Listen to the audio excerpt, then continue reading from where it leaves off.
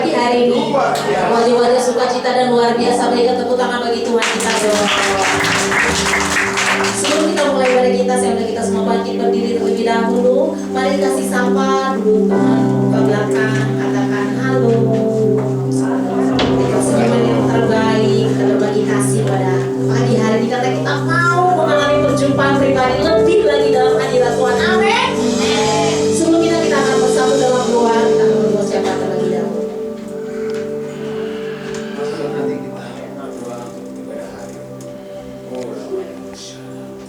Terima kasih Tuhan, kami bersyukur Tuhan buat kebaikan-Mu Tuhan, penyertaan-Mu Tuhan dalam waktu minggu sepekan ini Tuhan. Engkau yang menuntun kami, Engkau memberkati kami, seluruh aspek kehidupan kami ya Bapa. Biarlah Tuhan buat hari Tuhan, setiap umat-Mu Tuhan, buat hari Tuhan kami ingin beribadah, membawa korban syukur di hadapan-Mu Tuhan Yesus. Biarlah Tuhan Kau mencurahkan kuasa kasih-Mu Tuhan, kekudusan-Mu melingkupi setiap hati dan pikiran kami Tuhan. Sehingga kami Tuhan membawa korban syukur, Engkau melayani kami ya Tuhan Yesus. Kau yang membersihkan hati dan pikiran kami ya Bapa. Sehingga kami Tuhan menarik hadirat-Mu Tuhan turun atas ibadah kami ya Bapa. Sehingga malaikat-malaikat-Mu Tuhan bersemayam di sorga Tuhan Yesus. Sehingga kami semua penuh dengan hadirat-Mu ya Tuhan. Biarlah pagi hari Tuhan Kau mencurahkan kami dengan hadirat-Mu Tuhan. Kau pakai kami seluruh Tuhan, pelayan-pelayan Tuhan dari WL Singa, imam-imam musik Tuhan. Hadirat surga turun Tuhan atas kami Tuhan Yesus. Sehingga kami membawa lagu ini Tuhan Yesus kepada Engkau Tuhan, membawa dupa harum dengan pujian penyembahan ini kepada Engkau ya Tuhan Yesus. Urapi kami Tuhan, urapi juga Tuhan hamba-Mu Tuhan, berupa suara Tuhan yang menyampaikan firman-Mu Tuhan Yesus. Biarlah Tuhan Kau bukakan Tuhan, pewahyuan-Mu Tuhan, firman-Mu Tuhan Yesus, sehingga Kau menaburkan setiap hati kami semua Tuhan. Sehingga kami Tuhan respon firman-Mu Tuhan, kami dipuaskan, dilegakan, dimerdekakan Tuhan, dan dipulihkan dan dimenangkan hati dan pikiran kami, dan pulang membawa berkat-berkat yang dari Kau Tuhan dengan firman-Mu ya Bapa.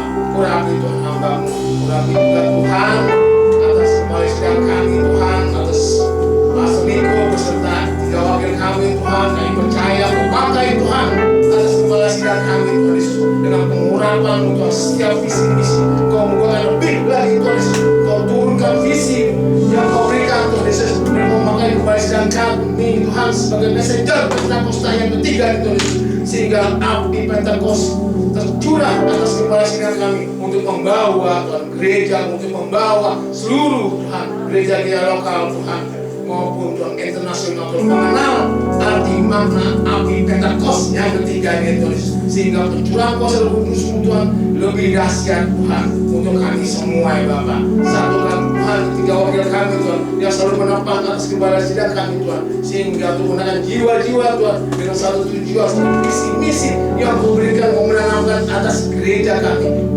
gembala sidang kami Tuhan, untuk GBI Katus Broto ya Bapa. Berkati Tuhan, berkati juga Tuhan buat Pastor William Timo kepala kami Tuhan. Segampat Tuhan Yesus yang percaya, segampat penuh dengan kemuliaan-Mu Tuhan Yesus.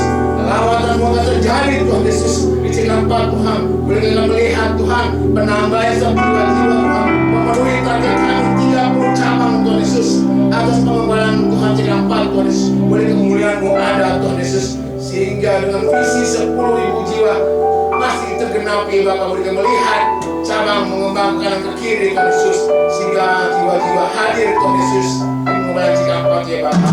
Tuhan memberkati ya Bapak. Terima kasih berdoa juga Tuhan untuk kembali kasih buat Pastor Henki beserta kepala kami, seluruh pengerja kami Tuhan Yesus. Biarlah satu visi unity yang Kau berikan kemenangan atas gereja kami GB Pademangan. Apa yang kami Tuhan doakan Tuhan di dalam visi kami Tuhan, di wajib di balik jiwa Tuhan, Kau akan menggenapi Tuhan Yesus, sehingga Kau melihat Tuhan belas kasih turun jiwa-jiwa Kau akan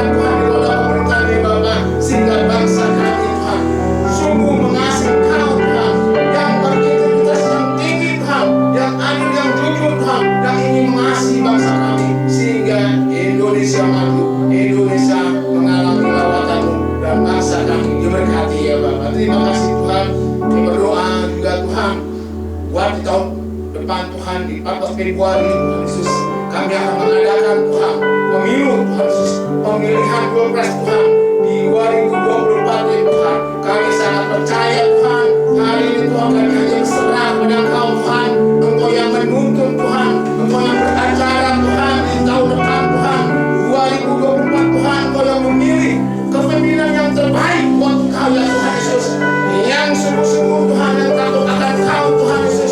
Kepemimpinan Tuhan yang benar-benar Tuhan, yang non-radikal Tuhan, sehingga Tuhan kemudian kami Tuhan yang berjiwa berpancasilais Tuhan Kau berikan Tuhan, yang ber-NKRI ya Bapa. Mari Tuhan Yesus, Kau pilih Tuhan, pemilih-pemilih putra kami di tahun depan Tuhan, dari presiden kami, wapres kami, menteri kami Tuhan, seluruh Tuhan anggota istana negara kami Tuhan. Engkau pilih Tuhan hari ini Tuhan hingga di tahun depan ya Bapa. Biarlah Tuhan kami serahkan semuanya ya Bapa. Biarlah aman sejahtera-Mu Tuhan Yesus, kedamaian-Mu Tuhan di dalam acara berlangsungnya pemilu Tuhan Yesus. Engkau beracara Tuhan menyertai bangsa kami dan mewujudkan bangsa kami Indonesia maju untuk depan. Terima kasih Bapak yang datang kami Tuhan, setiap teman kami semua Tuhan. Kami buka hati kami Tuhan Yesus, kami akan fokus Tuhan kepada Kau Tuhan, untuk membawa kepada syukur Tuhan, membawa sebagai yang terbaik buat Kau Tuhan, sehingga kami diperkenankan oleh kekudusan-Mu di dalam nama Tuhan Yesus kami mengucap syukur. Haleluya, amin. Silakan duduk kembali dalam hadirat Tuhan Bapak Ibu Saudara. Biar setiap umat Tuhan yang mengasihi memuliakan hadirat Tuhan, kami mau memuji memuliakan nama-Mu. Kami tahu kesalahan hidup kami hanya untuk memuliakan nama-Mu Yesus. Tahu Engkau hadir di tengah-tengah Engkau di hari ini. Tuhan Yesus.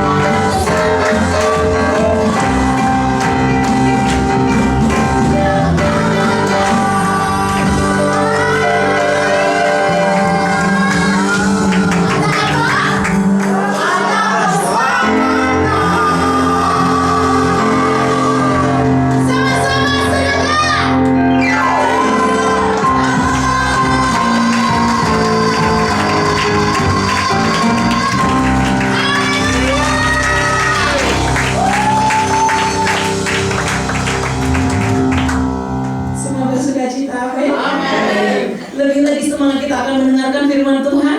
Amin. Sebelumnya kita akan menyaksikan FOP Bapak Ibu Saudara, silakan duduk kembali.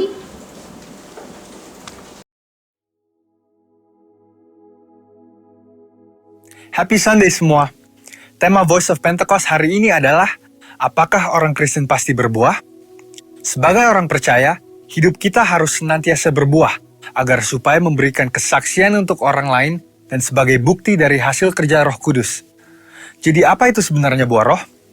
Galatia 5 ayat 22-23 berkata, tetapi buah roh ialah kasih, sukacita, damai sejahtera, kesabaran, kemurahan, kebaikan, kesetiaan, kelemah lembutan, penguasaan diri.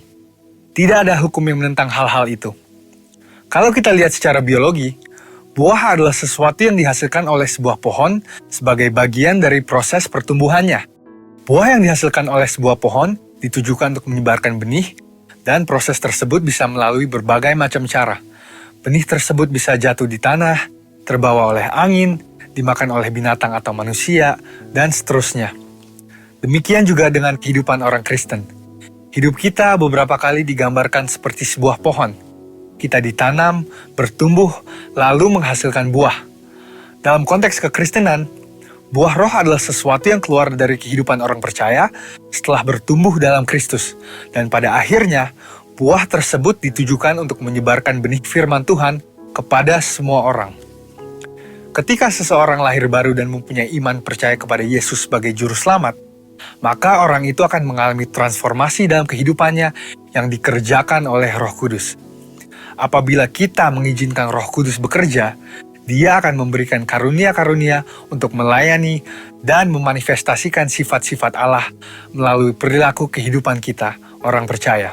Sebab buah roh bukanlah sifat alamiah, melainkan karakter orang percaya yang diperbaharui karena melekat kepada Kristus. Dan ini merupakan sebuah tanda dari kedewasaan rohani. Sekarang kita akan membahas beberapa pertanyaan yang sering dibicarakan seputar buah roh. Yang pertama adalah, apakah seseorang bisa menunjukkan nilai-nilai kebaikan tanpa pendiaman Roh Kudus? Untuk bisa berbuat baik, seseorang tidak harus mengenal Roh Kudus. Banyak orang dunia berbuat kebaikan yang bahkan kadang terlihat seakan-akan lebih baik dari orang percaya. Hal ini karena semua orang dimanapun mereka berada dan dari budaya atau keluarga apapun bisa menerima dan menyetujui prinsip-prinsip buah roh. Namun ada perbedaan yang mendasari prinsip-prinsip dari buah roh tersebut antara orang percaya dan orang dunia. Bagi orang percaya, prinsip-prinsip buah roh dilakukan untuk memuliakan Tuhan. Semua ditujukan untuk menyenangkan Dia dan firman Tuhanlah yang menjadi standar untuk prinsip tersebut. Tetapi untuk orang dunia, yang hidupnya dikuasai oleh kedagingan dan tidak didiami serta dituntun oleh Roh Kudus, prinsip perbuatan baiknya didasari oleh pemahaman orang itu sendiri dengan motif yang berbeda-beda. Pertanyaan yang kedua adalah, apakah orang yang kelihatan berbahasa roh pasti menunjukkan buah roh dalam kehidupannya? Seseorang bisa saja berdoa dalam bahasa roh, tetapi masih hidup dalam kedagingan serta tidak menunjukkan tanda-tanda buah roh. Sebab dibutuhkan upaya oleh orang percaya supaya Roh Kudus senantiasa bekerja penuh, memimpin, dan membentuk karakter Kristus di dalam diri kita masing-masing. Sekali lagi, hal ini sama seperti sebuah pohon. Agar menghasilkan buah, maka pohon tersebut harus dirawat dan diberikan nutrisi supaya bisa bertumbuh dan menghasilkan buah. Seperti yang tertulis dalam Mazmur 1 ayat 1-3. Jadi, berbahasa roh tidak menjamin bahwa buah roh ada di dalam kehidupan seseorang. Bagaimana caranya supaya bisa menghasilkan buah roh? Kita harus melakukan disiplin rohani seperti bersaat teduh, berdoa, berbahasa roh, merenungkan firman Tuhan, bersekutu dalam kul, ikut pelayanan, membantu orang percaya untuk dapat hidup dalam pimpinan Roh Kudus, dan memberikan pelajaran praktis, sehingga mereka pun dapat menghasilkan buah roh dalam kehidupan mereka.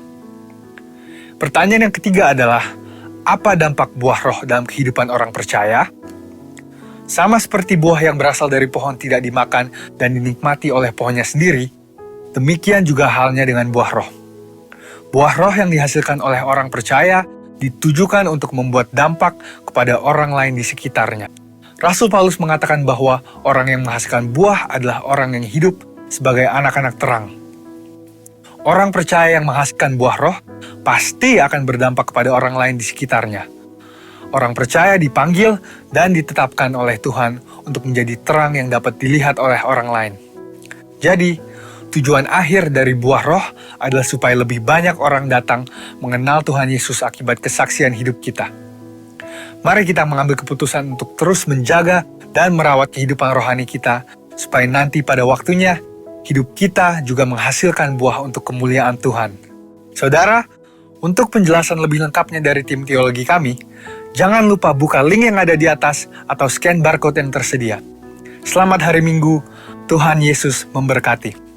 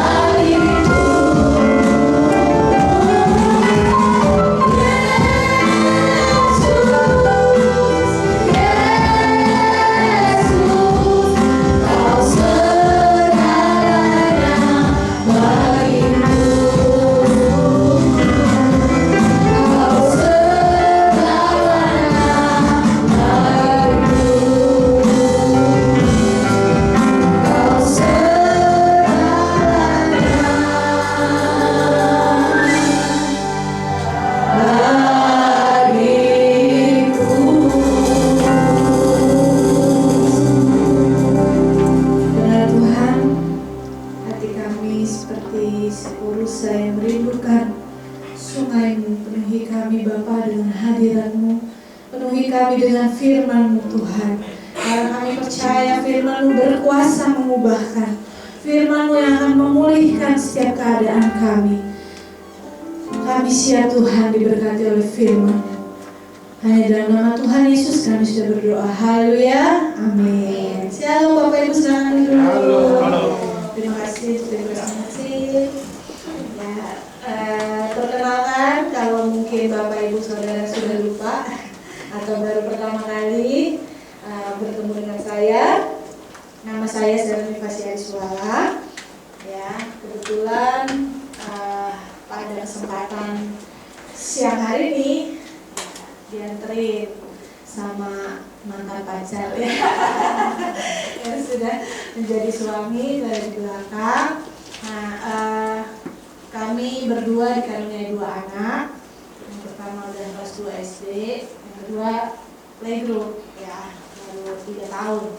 Nah, kebetulan kami berdua sama-sama melayani di bidang BPA ya, bidang pemuda anak GBI, khususnya di Jakarta Barat gitu. Jadi kami termasuk pengurus BPA Jakarta Barat, dan biasanya juga sering ya pelayanan. Biasanya sih sebenarnya lebih ke anak muda ya. Jadi kepada komisi youth atau remaja gitu. Ya, pada siang hari ini saya nggak janjian sama kakak yang dari WL ya, tapi semua lagu-lagunya itu ya cocok dengan apa yang saya persiapkan. Berarti Roh Kudus sudah ini ya mempersiapkan sebelumnya. Padahal kita nggak janjian ya Kak. Ya, pada saat siang hari ini saya mau berbicara dengan tema hadirat Tuhan yang memulihkan. Ya, hadirat Tuhan memulihkan kehidupan kita. Nah, Bapak Ibu di tempat ini pernah nggak, saya mau tanya dulu ya, ketika kita udah tahu nih, misalnya saya sakit apa, misalnya contoh diabetes gitu ya. Nah, gejalanya udah parah nih gitu. Tapi kita jadi takut ke dokter gitu. Atau misalnya diabetes mah terlalu jauh ya. Siapa yang pernah cantengan, Bapak Ibu Saudara? Cantengan di kaki? Ya, kebetulan saya lagi mengalaminya. Kadang-kadang kalau orang yang cantengan itu kan takut ya untuk pergi ke dokter, karena takut di lukanya dikorek lah, dibersihin gitu ya. Jadi memilih untuk ya udahlah, ntar juga sembuh sendiri gitu kan. Nah, kebetulan suami saya di belakang ini juga pernah lagi turun tangga buru-buru, kakinya lecok gitu ya. Nah, saya bilang urut, cepetan urut. Dia nggak mau karena udah takut dulu, udah mikirin nih, wah nanti sama tukang urutnya disakiti ya gitu ya. Wah, saya harus nahan sakit nih gitu. Nah, padahal ya setiap masalah itu kan harus diselesaikan ya dengan ahlinya ya. Tapi ya seperti di sini saya lihat nggak ada yang masih anak sekolah ya. Apakah ada? Ada ya, anak-anak yang sekolah misalnya atau yang kuliah gitu ya. Merasa nih saya nggak kerjain PR, saya nggak kerjain tugas nih, atau bangun kesiangan misalnya, pasti akan males kan untuk mendingan bolos saja ya. Pasti akan menghindar dari sekolah atau kelas yang akan diikuti gitu, karena merasa nggak sejahtera nih, karena belum selesai nih tugasnya gitu kan. Nah, kejadian ini sudah terjadi dulu sekali ya, waktu nenek moyang kita pertama diciptakan, yaitu Adam dan Hawa.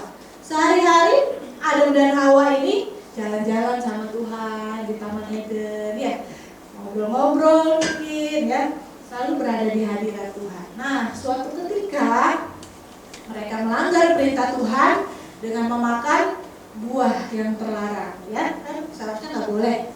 Semua buah yang lain yang jumlahnya ada ribuan mungkin boleh dimakan, yang di tengah-tengah nggak boleh. Nah, suatu ketika Hawa memakannya karena bujukan si ular dan juga memberikannya kepada suaminya.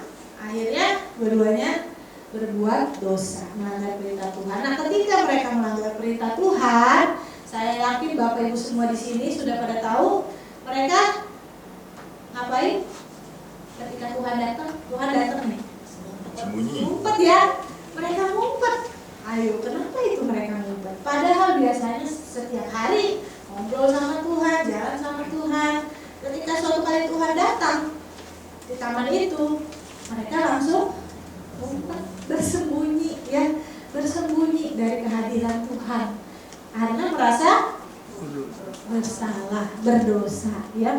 Bapak Ibu mungkin ya, pada saat hari ini kita mengalami tuh yang namanya beban kesesakan dalam hidup kita ya, merasa saya tidak pantas, saya tukang berbuat dosa ya. Karena Bapak Ibu sadar nggak sadar setiap hari kita ini melakukan dosa loh ya. Dimulai dari hal-hal yang kecil, misalnya ibu-ibu rumah tangga yang masih punya anak, misalnya jalan-jalan ke mall, anaknya minta beli es krim, sedangkan kita tahu dia lagi batuk misalnya. Kita bilang apa? Maaf ya nak, nggak usah beli es krim, udah tutup gitu. Mau beli balonnya udah habis. Nah, padahal kan kita tahu itu masih ada ya. Benar ya, berarti bohong kan? Nah, kita pikir bohong biasa. Lagi di jalan, tadi kebetulan di sini ada putar-putar ya Bu ya.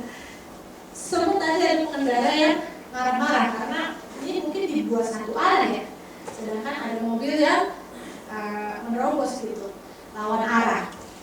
Kita lagi di jalan nih misalnya, ada yang nyalip kita atau ada yang langsung keluar ya, kata-kata ujaran-ujaran yang sebenarnya tidak boleh. Nah, itu juga berbuat dosa. Kadang-kadang kita mau pergi berangkat ke gereja, suami istri ribut dulu di rumah ya, bangunin anak-anak gak bangun, ribut dulu sama anak-anak. Nah, ketika sudah terjadi bentrokan, kita merasa aduh, saya kan tadi habis omelin anak-anak saya habis berbuat bohong ya, saya habis berantem sama suami saya. Rasanya untuk datang ke gereja kira-kira gimana Bapak Ibu? Happy?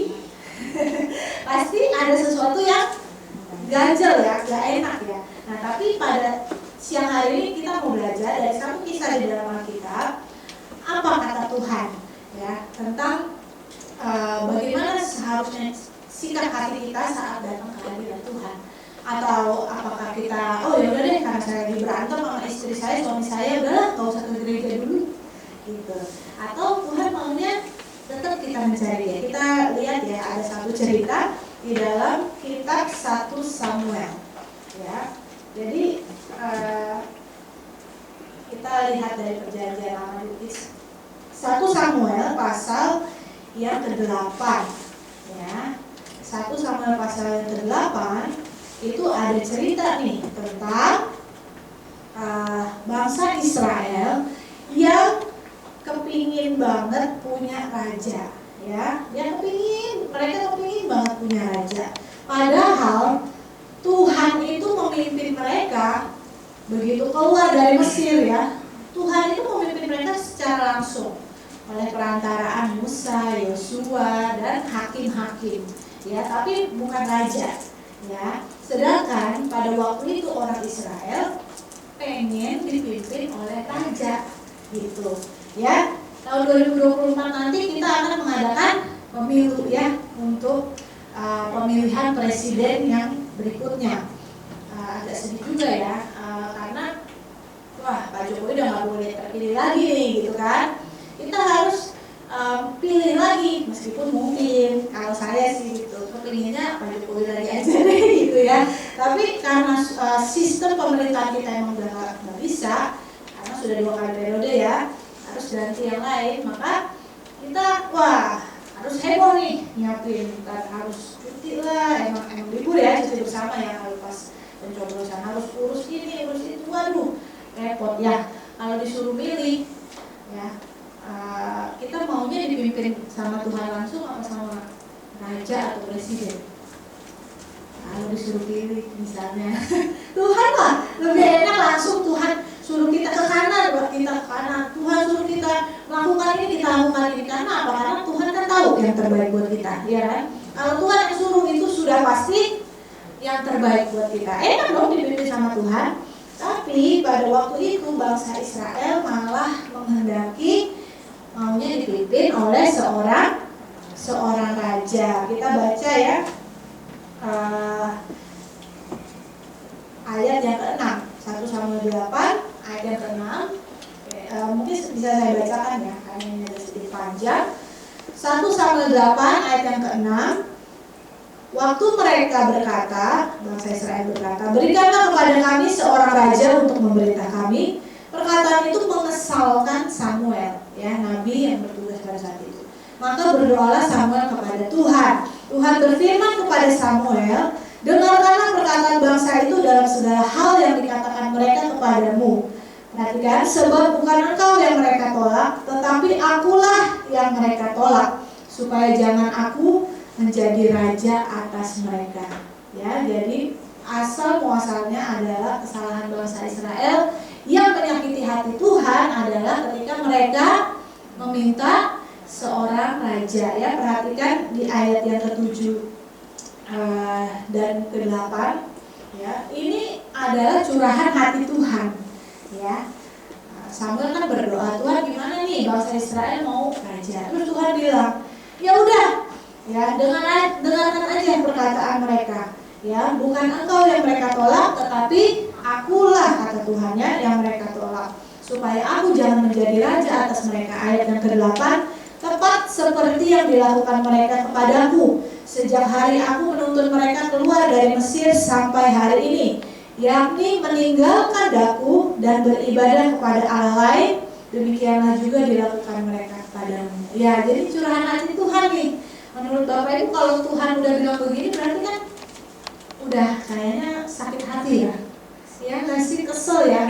Kenapa sih ini bangsa yang saya kasihi udah enak-enak dipimpin oleh saya bisa memberikan yang terbaik, tapi mereka mau dipimpin oleh yang lain. Mereka menolak Tuhan, gitu ya. Sama seperti kita, misalnya orang tua, ya anaknya nggak mau nurutin kita, maunya nurutin teman-temannya. Kan kita sebagai orang tua gimana gitu, sedih ya. Sama juga dengan Tuhan di sini. Sebenarnya hati Tuhan sakit loh. Ya, ketika bangsa Israel pada waktu itu memilih untuk cari orang lain untuk menggantikan Tuhan memimpin mereka. Nah, tapi sebelumnya cerita sedikit latar belakangnya. Kenapa Tuhan bilang bukan kamu Samuel yang ditolak, tetapi aku. Ya, itu latar belakangnya ada di ayat yang pertama dan sampai yang ketiga. Jadi ceritanya, ketika Samuel sudah mulai usianya lanjut, ya, ternyata Samuel punya anak.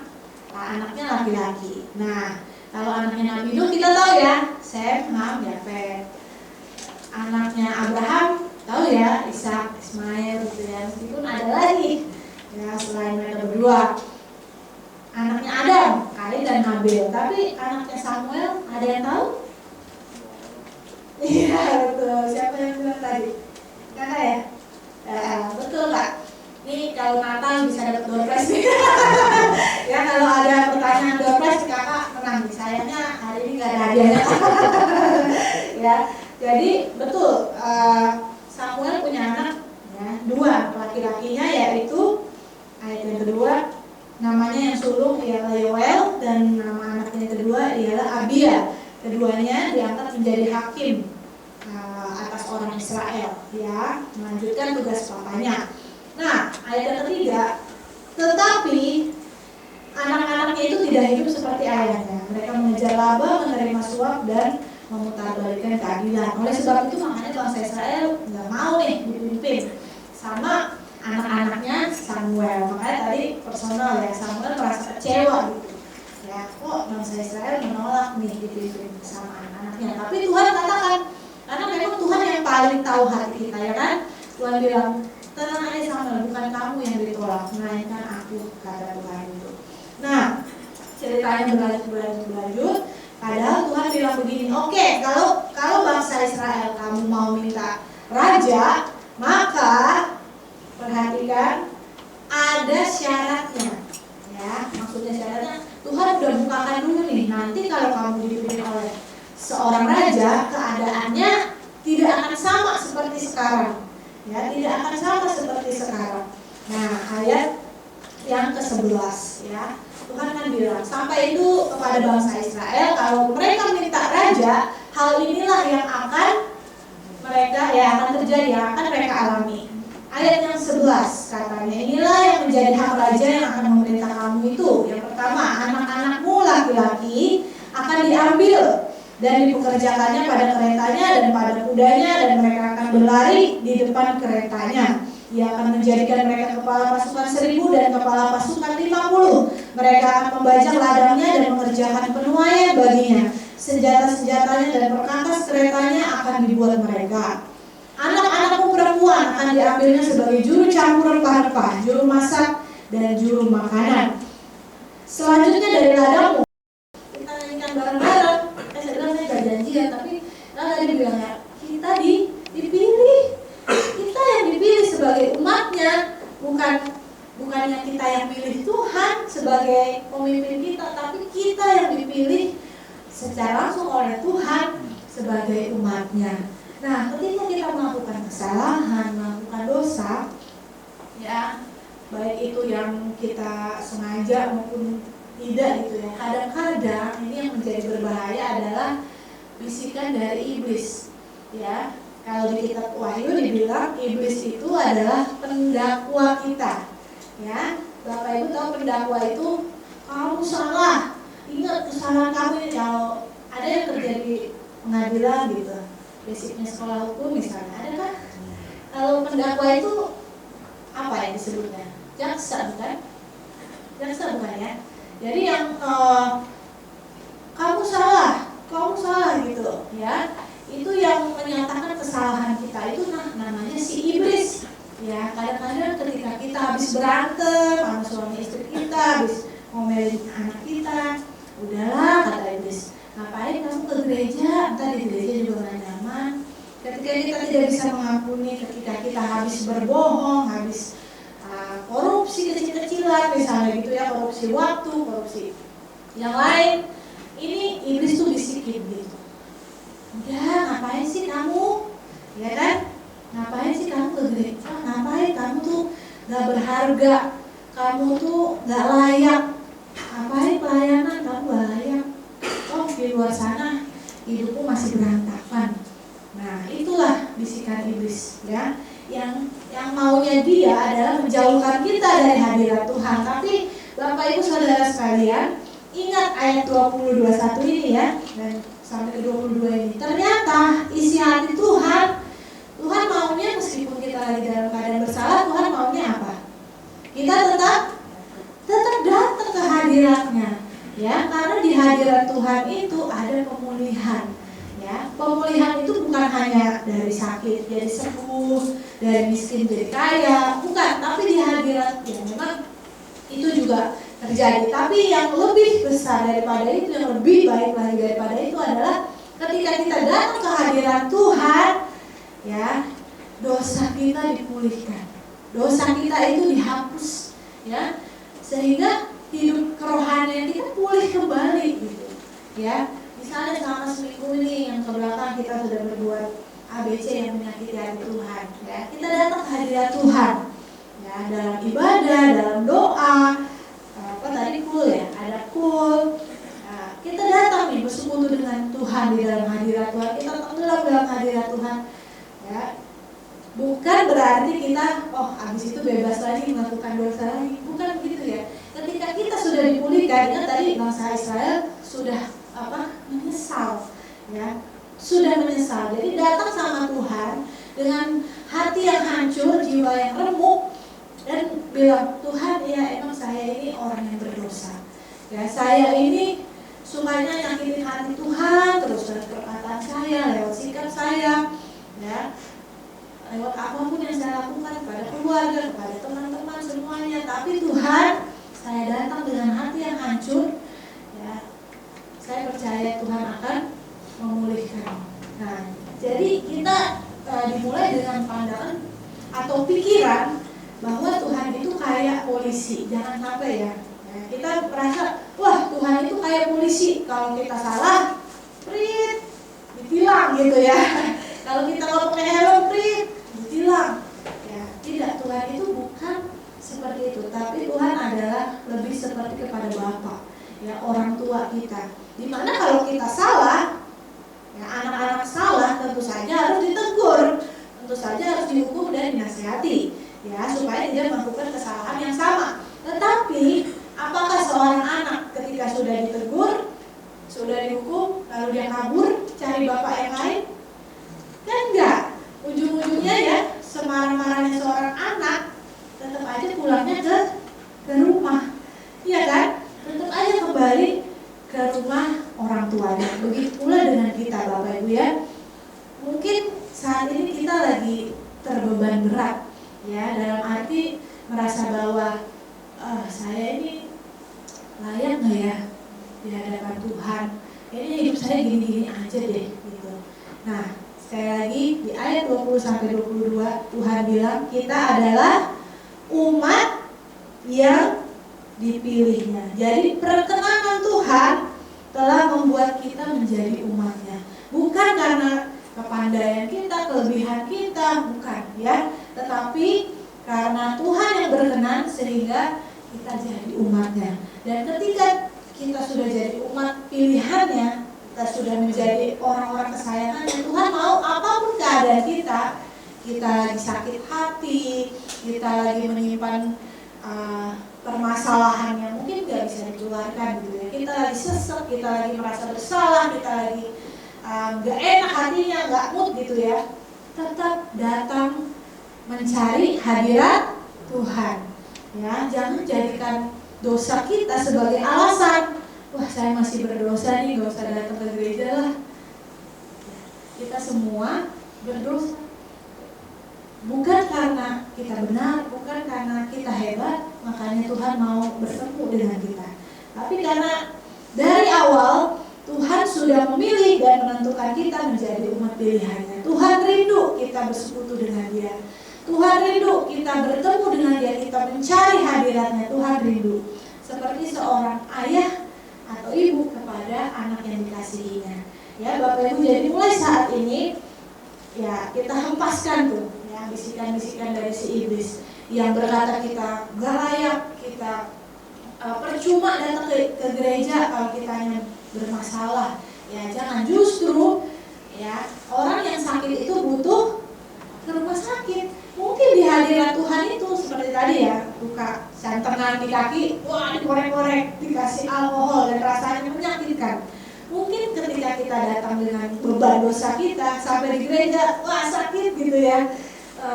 Firman Tuhannya tajam ya, menusuk-nusuk gitu, atau lagu-lagunya membuat saya mau nangis terus gitu. Tapi ya percayalah, hadirat Tuhan pada akhirnya akan memulihkan kehidupan kita, ya, memulihkan hati kita. Dan ketika kita sudah dipulihkan oleh hadirat Tuhan, kita siap gitu untuk menghadapi hari yang baru lagi, berperang lagi setiap hari, ya kan, melawan hawa nafsu keinginan kita. Nanti ketika kita sudah lelah, ya, sudah ada beban lagi, kita datang cari Tuhan terus, cari Tuhan apapun keadaan kita saat ini. Kita lagi happy, kita lagi sedih, ya, kita lagi takut, kita lagi khawatir akan hari esok, apapun keadaan kita, mari kita selalu rindu untuk datang dan mencari hadirat Tuhan. Kita percaya dalam hadirat Tuhan ada pemulihan yang luar biasa. Alkitab mengatakan, marilah kepadaku semua yang letih lesu dan berbeban berat. Tuhan bilang apa? Aku akan memberikan kelegaan. Kalau kita justru malah kabur, kita lari dari hadirat Tuhan, kita ngumpet kayak tadi Adam dan Hawa ya. Nah, itu justru akan menjadi celah bagi iblis untuk menjauhkan kita terus jauh ya. Sedikit demi sedikit kita akan menjauh terus. Tetapi ketika kita ya dengan hati yang hancur, ya, dengan hati yang sungguh-sungguh menyesal, bertobat, cari wajah Tuhan, pasti Tuhan akan berkenan untuk kita temui. Ya, sekali lagi dikatakan, janganlah berhenti mengikuti Tuhan, melainkan beribadahlah kepada Tuhan dengan segenap hatimu. Amin untuk firman Tuhan. Mungkin saya boleh minta maju ke depan dan kita mau merenungkan firman Tuhan. kita mau angkat satu pujian bila hati terasa. Mari kita renungkan firman Tuhan. Mungkin ada yang datang dengan keadaan terbeban pada saat ini, perasaan bersalah yang menusuk, perasaan tidak berharga, perasaan tidak berguna, tidak layak di hadapan Tuhan. Tapi mari hari kita mau bawa semua beban kita. Kita mau taruh di kaki Tuhan. Kita tetap mencari wajah Tuhan apapun yang sedang kita alami saat ini. Bila hati terasa berat, tak seorang pun mengerti bebanku. Bukannya Yesus, apa yang harus ku buat? Dengarkan firman-Nya bagi kita. Dia berfirman, mari renungkan. Dia tidak pernah menolak kita. Dia selalu pedulikan aku. Bukannya Yesus, Dia pikul segala bebanku. Sama-sama kita sujud di altarnya. Di altarnya ku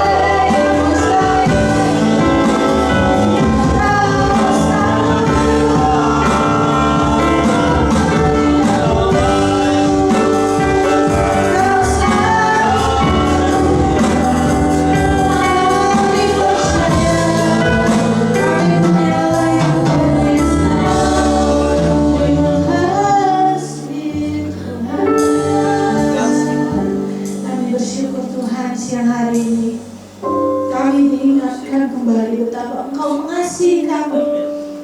Engkau mengasihi kami seperti seorang Bapa yang mengasihi anak.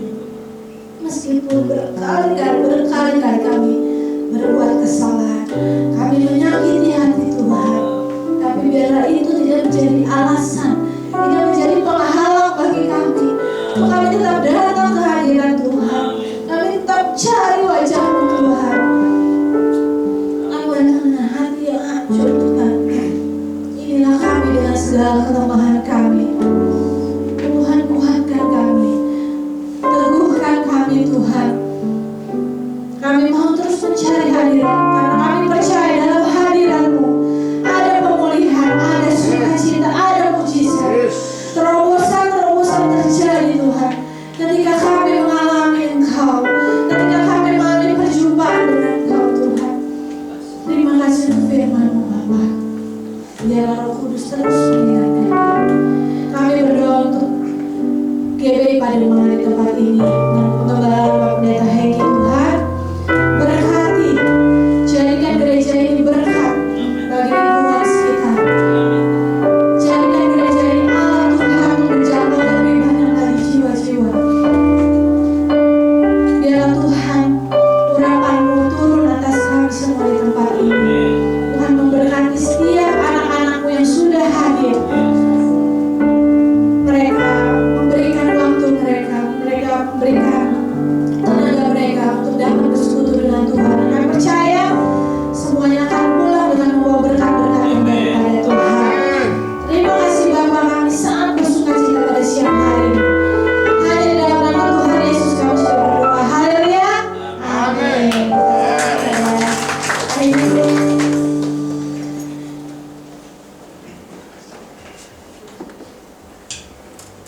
Haleluya. Shalom, terkasih Tuhan Yesus. Kita diberkati firman Tuhan ya, mengingatkan bahwa Dia itu Bapa yang baik ya. Dia Bapa yang gak pernah membuang kita. Tetapi sekali lagi jangan salah pengertian. Ya, artinya begini, bukannya kita bebas berbuat dosa. Wah, tadi khotbahnya Tuhan mengampuni gitu. Tapi kita sengaja berbuat dosa, hati-hati ya. Ya dosa lagi gitu kan. Enggak apa-apa ya, minta ampun, besok ya dosa lagi gitu. Ya, akhirnya kita bukannya kita jadi meremehkan Tuhan ya, kita jadi meremehkan kebaikan Tuhan, kasih Tuhan. Kita percaya Tuhan itu baik, Tuhan itu luar biasa baik buat kita, tapi bukannya kita akhirnya jadi menyepelekan Tuhan, memandang ya dosa, gak apa-apa lah, buat dosa Tuhan pengampun gitu ya. Datang aja ke Tuhan, bukan seperti itu ya. Memang kita nggak boleh terasa tertuduh kalau dikatakan, oh saya masih dosa, nggak boleh. Kita terus tetap maju, tapi juga tetap berusaha, tetap sesuai dengan tuntunan Roh Kudus. Kita harus hidup benar, hidup kudus di hadapan Tuhan, dan itu pasti bisa. Ya memang tadi dikatakan bahwa kita nggak luput dari salah ya. Nah itu yang nggak boleh menutup kita. Kita datang lagi sama Tuhan ya kan, dan terus perbaiki kehidupan kita terus setiap hari improve, bukannya artinya kita meremehkan kasih Tuhan dan kebaikan Tuhan. Ya terima kasih sekali Bu Sharon dengan firman Tuhan. Kita boleh diingatkan kembali oleh firman Tuhan. Saya mau kasih laporan sedikit. Kan setiap kita kan ada yang kasih persembahan ya, yang saya bilang ditaruh di kotak, nggak usah pakai amplop. Ya itu kita bagikan untuk gereja-gereja. Ya bulan lalu kita bagikan ke Perpetra. Ya ini, nah kita ada apa ya bilangnya. Jadi setiap Sabtu ke ini kita ada gambar ya. Dan yang mereka yang datang itu bukannya dari kita, dari mereka. Sebenarnya ini anak-anak banyak, gue bingung melihat air. Sebelum COVID 200 anak. Dan sekarang ini sekitar 70-80 anak. Setiap Sabtu mereka datang, mereka menggambar. Ya puji Tuhan ada satu hamba Tuhan yang berbeban hatinya, yang mereka ngajar gambar dan mereka sampai juara-juara. Ya, mereka dapat piala, mereka menjadi berkat bagi banyak orang. Ya, nah ini kemarin kita kasih mereka makanan ya ke mereka. Ya, di makanan kita kirim ke mereka. Ya, ada berapa namanya? 80 ya, 70 ya, 60 ya. Jadi sekali lagi uang yang Bapak Ibu ini tenang aja, nggak kemana-mana, ya, nggak buat saya beli baju, lah. Kita kasih ke sana, ya. Nah ini sampai mana itu dapat juara, ya, pokoknya itu gambar itu luar biasa, ya semuanya orang kita semua, ya. Kita jadi berkat buat mereka, ya. Kalau saudara rindu mau lihat itu, kita ada di Petra Sahana namanya, ya, di Raja Wali, Sahara, ya, di Raja Wali. Dulu yang dekat kolong jembatan tuh, ya, yang mau putaran tuh dekat belakang, yang pintu tol, bongkaran situ. Nah sekarang begitu ganti pemerintahan setempat situ, akhirnya kita dapat kesulitan untuk pindah ke sini. Bahkan bulan yang lalu sampai ada orang Korea datang, ya, fotonya, ya. Ada orang Korea datang sekitar 4 orang anak-anak muda, ya, dari Korea belum datang, dia bawa sesuatu untuk memberkati mereka, itu luar biasa, ya. Saya foto bareng, wah saya disangka orang Korea juga, ya, puji Tuhan terhibur juga, nggak salah pilih katanya, ya, saya kayak Bayong Jun juga, ya, jadi mereka bingung yang mana Korea yang mana bukan, ya. Jadi sekali lagi saudara, yuk kita rindu untuk kita terus berbagi, ya. Yang saya katakan, gereja kita saya rindu dikenal depannya, wah sistemnya bagus, wah ini nyaman, ya, enggak. Tapi saya rindu gereja kita dikenal sebagai jemaat yang suka memberi orang-orang yang susah, yang kekurangan, ya. Jadi itu laporan saya. Jadi sekali lagi, uang saudara nggak akan kemana-mana, saya berani pertanggungjawabkan, ya, di hadapan Tuhan. Ya, jadi kalau sudah tetap ngasal, ya, sudah mau kasih ada 5.000, taruh centungin 5.000, ada 10.000, taruh centungin 10.000. Kadang-kadang kita parkirnya lebih dari segitu kan, ya, ada 15.000, 20.000, ada yang 50.000, centungin aja. Saya kadang-kadang kalau ini ya udah centungin, akhirnya lumayan terkumpul, sebulan bisa 1 juta lebih, ya, 1 juta lebih, itu sebulan 2 bulan, ya, bulan ini bisa, tuh, ya, 1 bulanan bisa 1 juta lebih, ya. Jadi uang itu yang akan kita bagi-bagikan nanti buat bulan depan. Kita nggak tahu nih Tuhan mau kemana, apakah kita bagikan ke anak-anak pengunjung makanan, atau kita bagi lagi ke gereja-gereja yang kekurangan, atau nanti mungkin ke Petra lagi dan sebagainya. Nanti tergantung tuntunan Tuhan mau seperti apa. Ya itu aja mungkin, dan jangan lupa, ya, dari katakan kita mau orang-orang yang berbuah, ya, dari VOP bilang. Ya itu Tuhan pilih kita bukan sekedar kita selamatkan, tapi Tuhan tuntut buah. Ya kita harus berbuah-buah, ya, jangan lupa kita ya full. Oh Jumat ini gimana Bang Jul? Ya libur kenapa? Libur Kerja. ya, karena kata Gembala Kul, Bang Jul, udahlah Jumat kelima, cooling down sedikit, libur.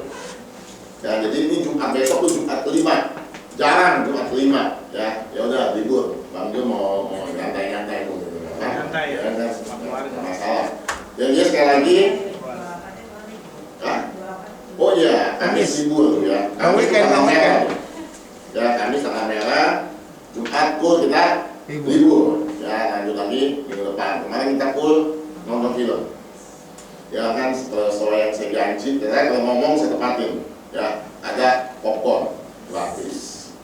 Ya, ada minuman gratis. Di mana lagi XX1? Mesti bayar, ini nggak bayar. Dapat popcorn, dapat minum. Ya, nanti berapa bulan lagi kita coba lagi, kita nonton lagi, ya, film kemarin juga bagus sekali, film judulnya War Room, ya, bagaimana keluarga itu dipulihkan, diselamatkan oleh karena doa-doa daripada suaminya itu, ya. Jadi sekali lagi saya tetap himbau, ya, untuk kita terus bergabung di dalam PUL. Tujuannya apa? Supaya kita berbuah-buah. Ingat nanti Tuhan datang, dia mencari tanya kita berapa lama ke gereja, gerejanya di mana, enggak, yang Tuhan tanya mana buah yang kita hasilkan. Ayo kita mau berbuah-buah lebat bagi kerajaan Tuhan. Amin saudara. Ya, persiapkan waktu kita, siaran waktu kita udah nggak panjang lagi, nggak lama lagi. Dia segera datang untuk jemput kita. Haleluya, haleluya. Sujud